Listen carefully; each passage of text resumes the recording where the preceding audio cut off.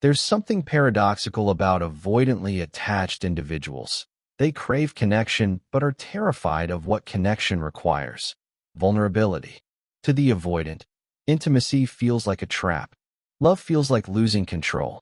So they seek safety in emotional distance, in independence so extreme that even affection feels like exposure. But then it happens. They meet someone who doesn't play the game. Someone emotionally strong, grounded, unshakably calm. And suddenly, the avoidant's entire emotional blueprint begins to glitch. This person doesn't overreact when the avoidant withdraws. They don't chase, they don't beg, and they don't break under silence. Instead, they stand firm in their self-respect. And that's where the attraction begins. Not because the avoidant feels safe, but because they feel disoriented.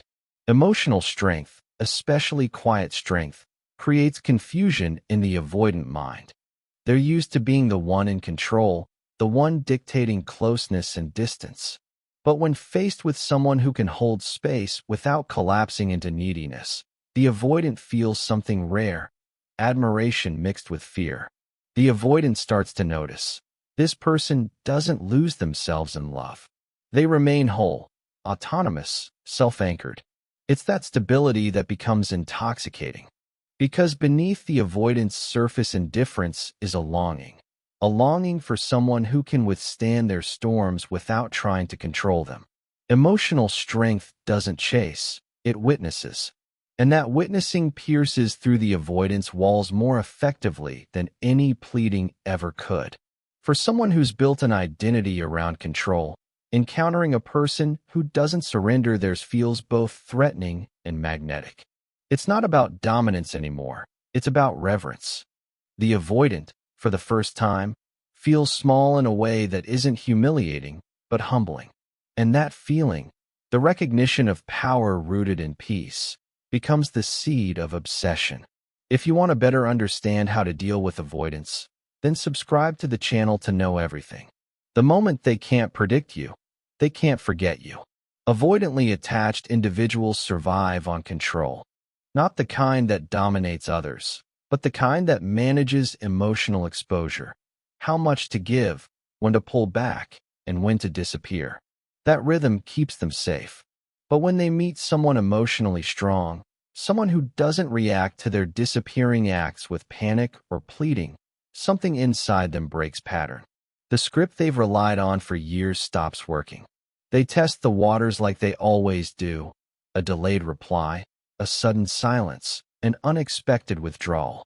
It's not cruelty, it's instinct. A test to see if you'll chase. To see if you'll confirm their belief that intimacy equals dependence. But the emotionally strong person doesn't chase. They remain still. They stay calm. And in that calmness, the avoidant feels something they rarely experience, uncertainty. That uncertainty is intoxicating. Because for the avoidant, predictability equals safety. When they can predict someone's reaction, they can manage it. But you're not predictable. You don't collapse when they create distance. You don't explode when they withhold affection. You simply continue being yourself, unaffected by their need for control. And that quiet defiance shakes them to the core. Now, the avoidant begins to overthink. Why aren't they trying harder? Do they even care? Did I misread the connection? These questions loop endlessly in their mind. The emotional tables have turned. The one who once needed distance now seeks clarity. The very act of you not reacting gives you power. Not the manipulative kind, but the kind that comes from self-possession. And here lies the paradox. The avoidant's greatest fear, losing control, becomes their greatest fascination. You're not playing by their rules, and that unpredictability becomes your allure. It's not that you're rejecting them, it's that you're not defined by them. That difference is magnetic because it mirrors what the avoidant secretly wishes they could be. Emotionally independent, stable, and at peace with closeness instead of fearing it. The control they once relied on now feels like a cage. And your calm detachment? It's the key they can't stop staring at. They don't fall in love at first sight. They fall in love with what they can't control. Asterisk. Avoidants aren't used to fascination. They're used to management. of emotion, of attachment, of risk. Their world is built on measured distance, where closeness is rationed and vulnerability feels like danger. But when they meet someone emotionally strong, that structure begins to erode. The strength doesn't seduce them, it disarms them. At first, they tell themselves they're just curious. They notice how you carry yourself. Calm, centered, untouched by the chaos they quietly expect to create. You don't mirror their avoidance. You don't pursue it either. You simply are, steady and grounded in a way that feels foreign to them. And slowly, the avoidant finds themselves observing you more than they intended. You've become a puzzle that doesn't solve itself through reaction. For an avoidant, emotional strength is the one language they can't manipulate. They know how to deal with neediness by withdrawing. They know how to handle conflict by shutting down. But when faced with someone who responds with composure, they have no defense. The calm exposes their own inner turmoil. Every silence they intended as punishment becomes a mirror reflecting their own emptiness. Every test they give you that fails to destabilize you chips away at their illusion of control. This is where fascination begins to transform into emotional dependency. They start checking your social media more often, rereading old messages, overanalyzing your tone. Not because they're trying to dominate, but because they feel something they can't name, a pull toward your stability. What they once dismissed as boring or too calm now feels like oxygen in their emotionally suffocating world. The irony is cruel. They spent their whole lives believing that freedom meant distance, but now they find themselves craving the very closeness they used to avoid. And they crave it with you, not because you chase, but because you don't. You offer the emotional intimacy they fear most, wrapped in the one thing they secretly crave most: peace. The avoidant's greatest weakness isn't love. It's the person who doesn't try to fix them, who simply stands strong enough to be loved without collapsing. That's the kind of strength they can't walk away from, because it exposes the truth they've spent their lives avoiding. They pull away not because they don't feel, but because they feel too much. Asterisk. For avoidance, emotions have always been a battlefield. The moment intimacy approaches, their instincts ignite, pull back, retreat, disappear. That reflex once kept them safe. But now, with someone emotionally strong, it doesn't work the same way. The more they retreat, the more they feel the distance, not as relief, but as ache. The silence they once found comfort in starts to sting. They tell themselves they're fine, that they're in control, that they can detach. But the truth creeps in during quiet moments. The thought of you lingers. The calm presence they once took for granted now feels like air they can't reach. And it confuses them deeply because avoidance isn't supposed to hurt. Distance isn't supposed to feel like loss. This is where the emotional war begins. One part of them longs for the safety of isolation. Another part craves the safety of your steadiness. But to the avoidant, both feel dangerous. Closeness threatens exposure. Distance threatens regret. They live suspended between the two, oscillating between the desire to be held and the impulse to run. You, the emotionally strong one, have become both their comfort and their chaos. They replay moments, analyze words, and question what you meant when you said nothing at all. For someone who's built their world on control, realizing that another person's emotional gravity can affect them, this deeply feels terrifying. Because love, to them, is no longer a soft experience. It's confrontation with every wound they've suppressed, every belief that intimacy equals loss. So, they do what they always do. They retreat to test the connection, to confirm that your strength isn't just a facade. And you, again, don't chase. You don't dramatize the silence. You respect the space, not to punish them, but to protect your peace. That choice, that refusal to crumble, destabilizes them more than any emotional outburst ever could. They start to see the truth. You're not avoiding conflict. You're grounded in clarity. You're not withholding love. You're protecting self-respect. And for the avoidant, That is the most foreign and frightening thing of all. A love that doesn't demand, doesn't crumble, doesn't beg. The battle within them intensifies. Fear whispers, run. Longing whispers, stay. And for the first time, the avoidant begins to realize that their war isn't with you. It's with themselves.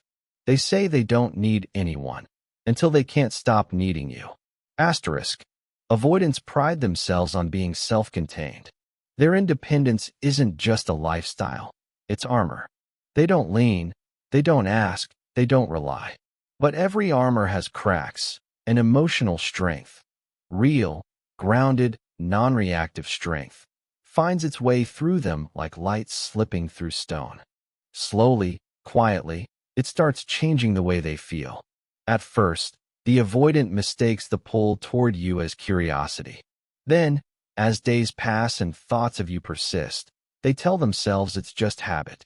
But deep down, they know something has shifted.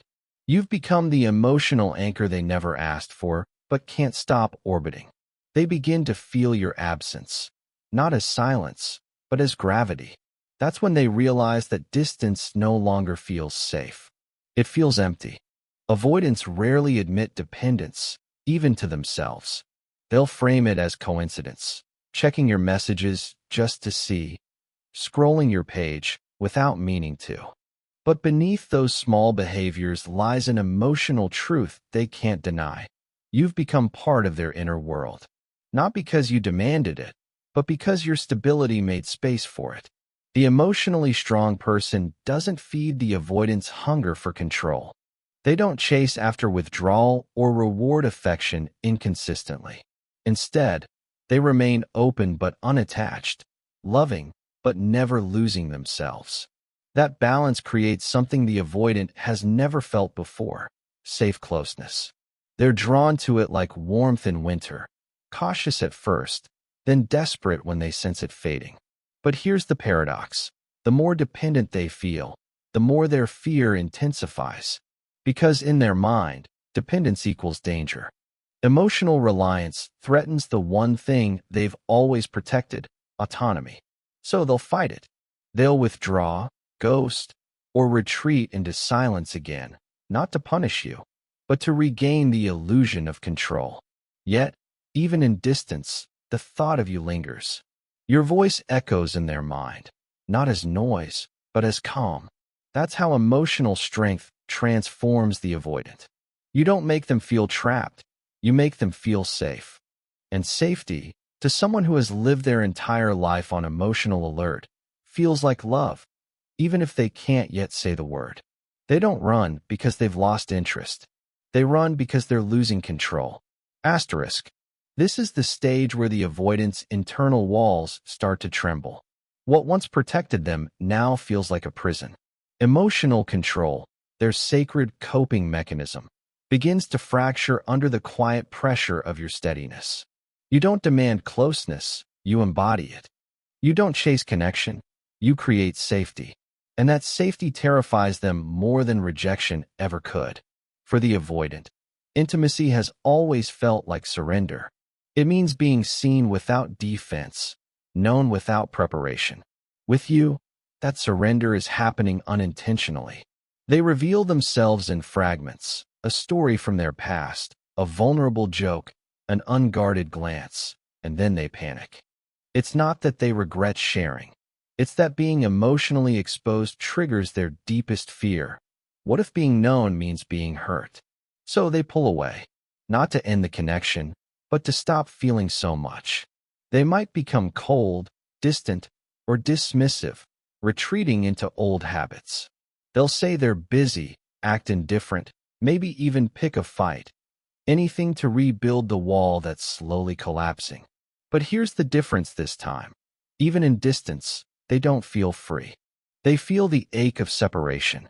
The calm they once found in solitude now feels hollow. You've changed their emotional landscape without trying. Your strength doesn't fight their avoidance, it reflects it. You mirror back the truth they've been running from. That love doesn't have to mean loss of self. You don't punish their distance with guilt. You respond with quiet integrity. That is the moment the avoidant begins to see the difference between control and peace. Control, they realize, is about fear, the fear of being hurt, of needing too much, of losing autonomy. But peace feels different.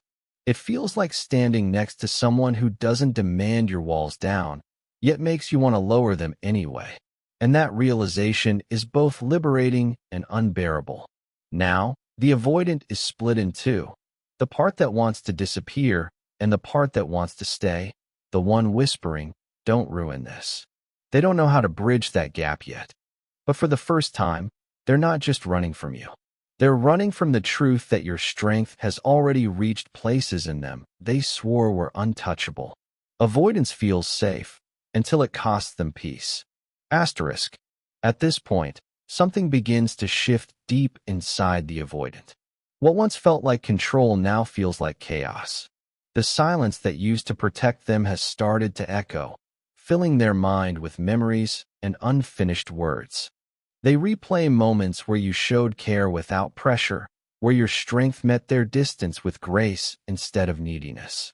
And slowly, they begin to realize that your composure wasn't indifference, it was respect, the kind they've never known before.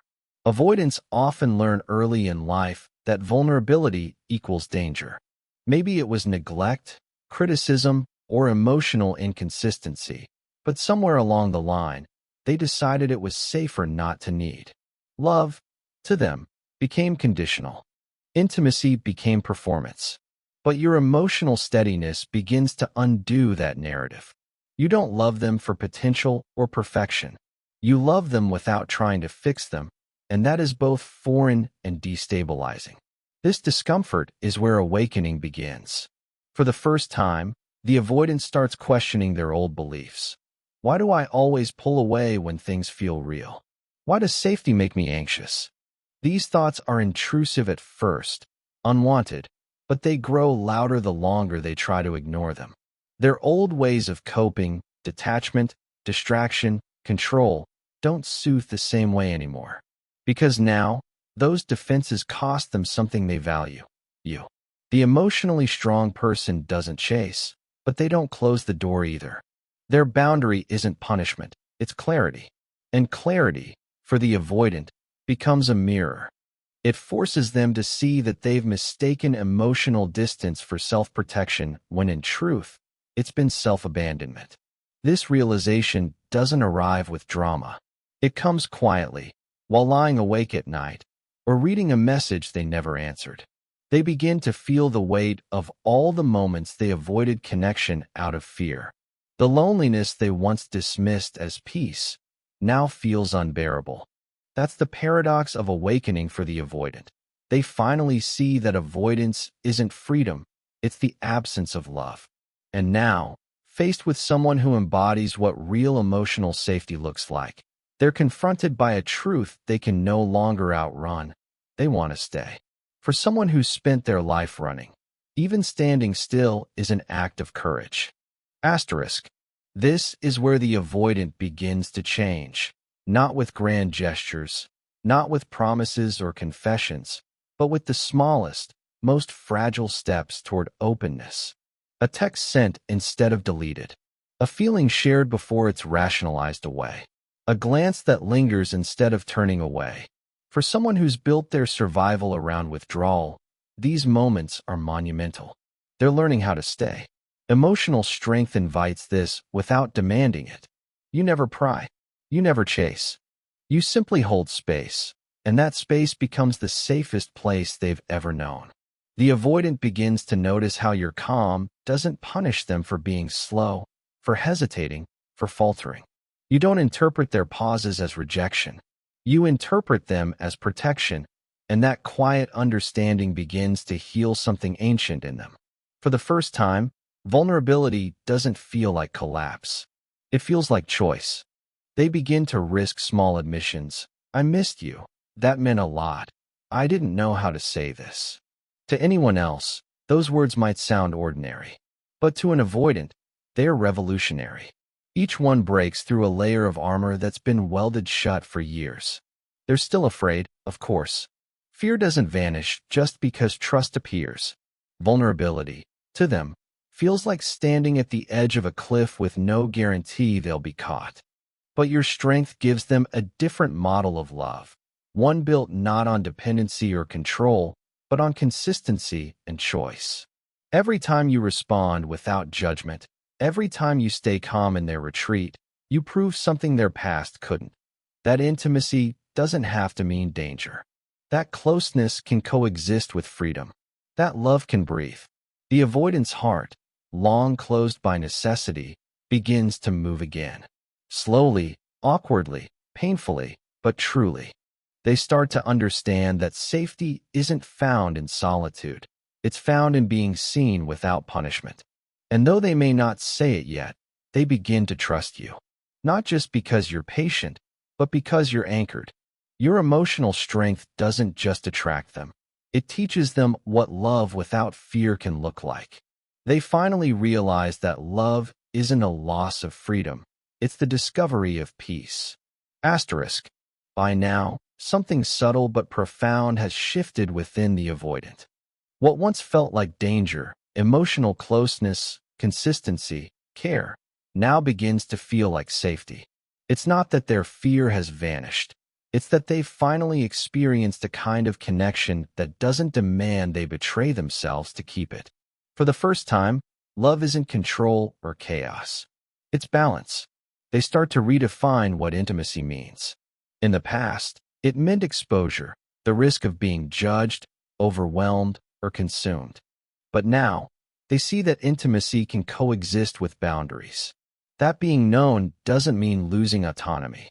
That needing someone doesn't erase strength.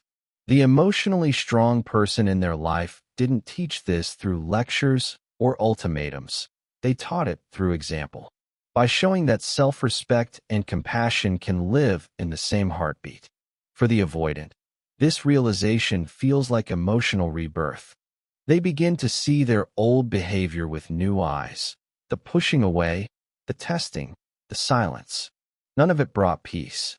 It only delayed it. And now that they've tasted connection without control, they can't unsee it. The constant vigilance they once lived with starts to fade, replaced by something unfamiliar, yet deeply human. Trust. That trust doesn't come from perfection. It comes from acceptance. The emotionally strong person never demanded that they change to be worthy of love. They simply stayed true to themselves, refusing to participate in patterns that led to pain. That refusal became a mirror, showing the avoidant that real love isn't about possession, it's about presence. Slowly, they begin to mirror that strength back. They start to respond instead of retreat. They initiate instead of waiting. They apologize instead of defending. These changes might seem small, but they mark the beginning of emotional maturity.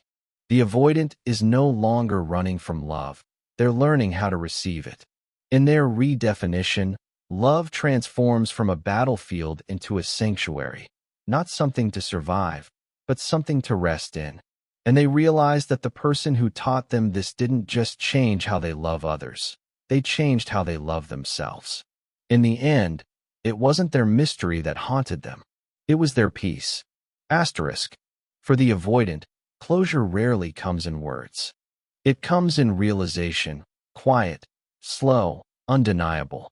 The emotional strong person who once confused them, challenged them, and exposed every defense didn't stay unforgettable because of drama or intensity. They stayed unforgettable because of what they represented. Peace without submission, love without control, presence without possession. Long after the chaos settles, after the silence stretches, the avoidant finds themselves thinking back, not to arguments or passion, but to moments of stillness. The way that person looked at them without demand. The way they stayed calm through distance. The way they didn't try to fix what was broken, but refused to break themselves to keep the connection alive. That memory lives like an echo, soft, grounding, impossible to forget. The emotionally strong person didn't chase the avoidance love. They modeled it. They showed that strength isn't loud or dominating. It's the quiet refusal to abandon oneself. That kind of strength leaves a mark far deeper than intensity ever could. It becomes a standard, a mirror, a lesson. For the avoidant, the transformation is subtle but permanent. They start to understand that vulnerability isn't weakness, and that needing someone doesn't mean losing independence. They begin to crave not distance, but balance, the kind of closeness that breathes instead of binds. And while they may not always express it, they know deep down that their connection with that emotionally strong person was the turning point. The moment they saw that love could be safe, steady, and free. They might not reach back right away. Avoidants rarely do. But something inside them has changed, a new blueprint written quietly in the background of their heart. They will never look at love the same way again. Because once you've been loved by someone who doesn't chase, doesn't crumble, and doesn't control, you can't go back to chaos and call it connection. That kind of peace stays. It lingers in their silence, hums beneath their fear, and waits, not for them to be ready for love, but for them to be ready for peace. And when they finally are, they'll remember the one who showed them what love could be: calm, kind, unshakable. The one who didn't just touch their heart, but rewrote the way it beats. If this message resonated with you, share it, comment your thoughts, and subscribe for more reflections on how to understand, heal, and grow beyond avoidance into real, grounded love.